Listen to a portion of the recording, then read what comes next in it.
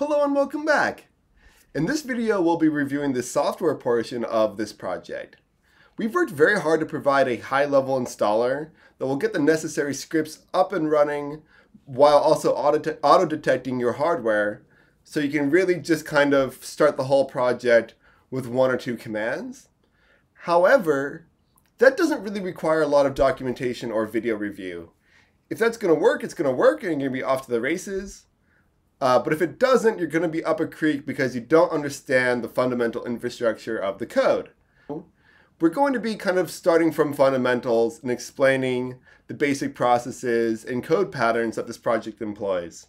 So that way, when and if something goes wrong, it'll be very clear for you how to proceed. We have a few pieces of hardware that we have to get dialed in before we really can get going. Namely, we have to get the power board set up so we can control when the board turns on and off. We need to make sure the SSD mounts with no problems. That's not too hard. And we need to make sure that our cell modem is configured correctly. So those are our big three. We've been designing this software as if you will definitely have multiple devices on your network and multiple deployments you want to communicate with. To this end, we've put a big emphasis on making sure it's easy to access remote devices and making sure it's easy to get new devices up and running. After we do our hardware config, we're going to do a network config, which will mostly just entail getting Tailscale up and running, as well as Cockpit, which is a dashboard for Linux servers.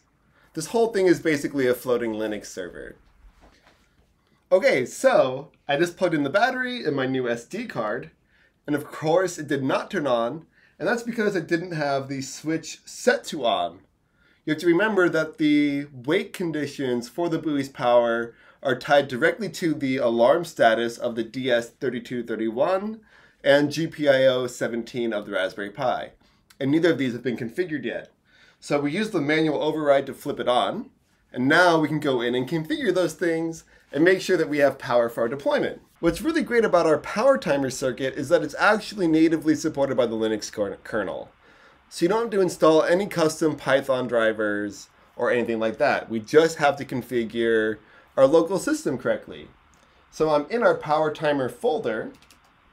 So what's really great about our power timer circuit is that it's natively supported by the Linux kernel. So we don't actually have to write any of our own custom drivers, which saves a lot of time. What we do need to do is just properly configure the Linux operating system to recognize our system. This is mostly a two-step process, as we have to configure Gpio 17 to be high while the system is on. This will keep our switching regulator enabled while we're running. And we need to add the DS3231 as our hardware real-time clock and enable it in the boot config. And I've made scripts to do this already. Here we can take a look at the Gpio config.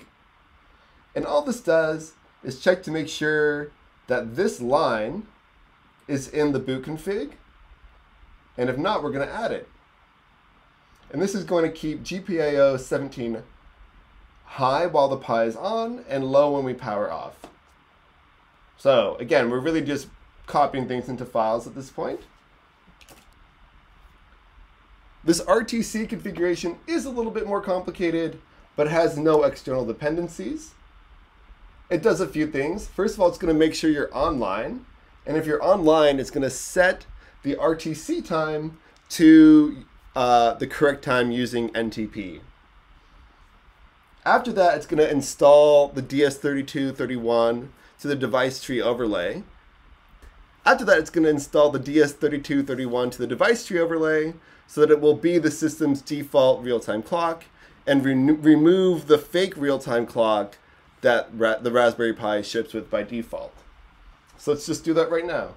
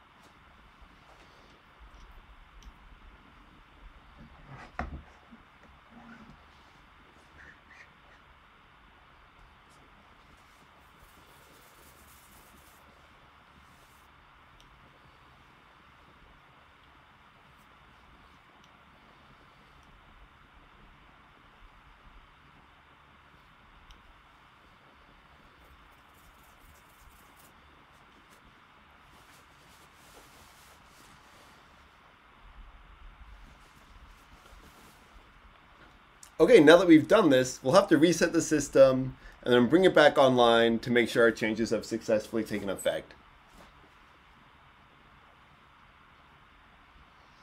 Okay, now that we've enabled I2C and set up our device config correctly, we can run this example.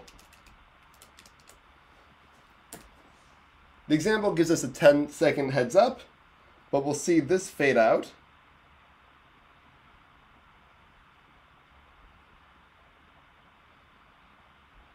There we go. And it'll come back online in a minute.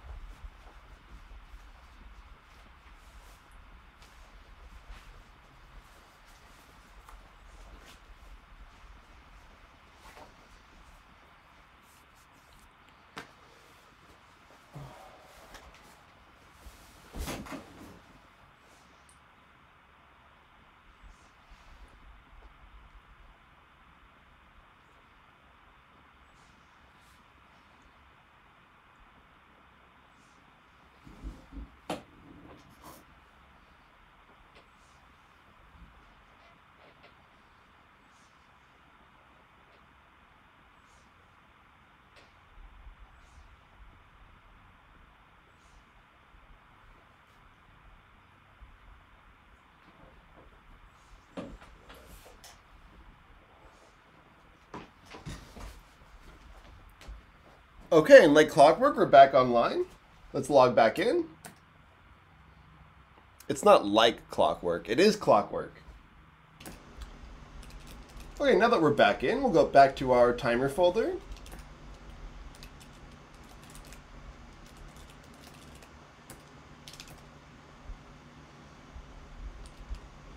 And we can test and see if everything is working as intended. We have this example script, which is going to do a few things.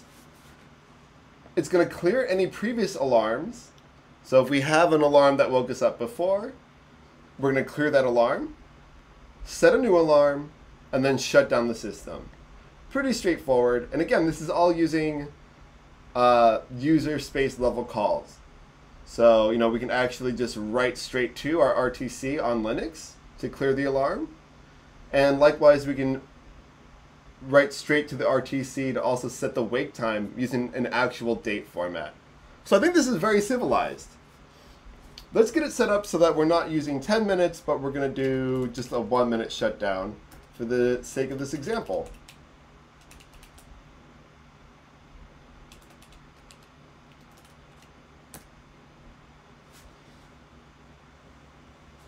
Before we run this, we're going to want to take off the manual override and ensure that we've put the board back in automatic power mode.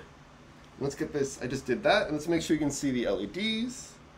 Can you see that LED? Now we can go to our power monitor service and install it to systemd. This is going to do more than a few things. It's going to install an Nedb database running with Node and Express, and this is going to track a few key parameters such as battery voltage, current consumption, CPU temperature, and these kind of things that you might associate with power draw. Because our script uses Node and Express and so forth, we have to install all the dependencies in our Nedb folder.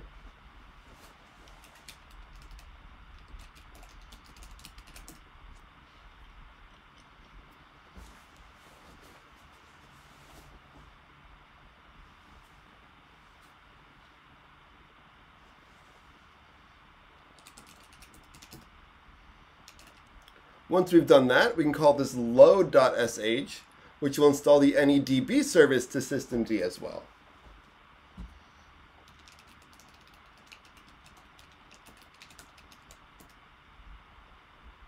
So all we have to do is run our install script.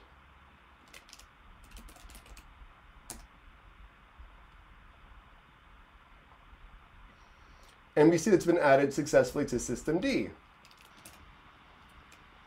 Now when we dump our database, we actually see we're getting the CPU temperature, our battery voltage, the shunt voltage across our power monitor resistor, the current, the calculated power, the CPU status, and a few other indicators. And while we are very excited for that auto config, it adds a lot of complexity to things, and I just wanted to go through some of our earlier capture scripts just to make it a little clearer what the bare essentials are for this project. Okay, and this is our video capture script. Not a lot to it. It uses this capture.sh script. It creates a mount point, checks to see if it's mounted, and if the device is not mounted, it's going to go ahead and mount it. And then it's just mostly a matter of running this ffmpeg script and putting it into a sensible folder name. And that's really all there is to it. So right now, if we just bash that,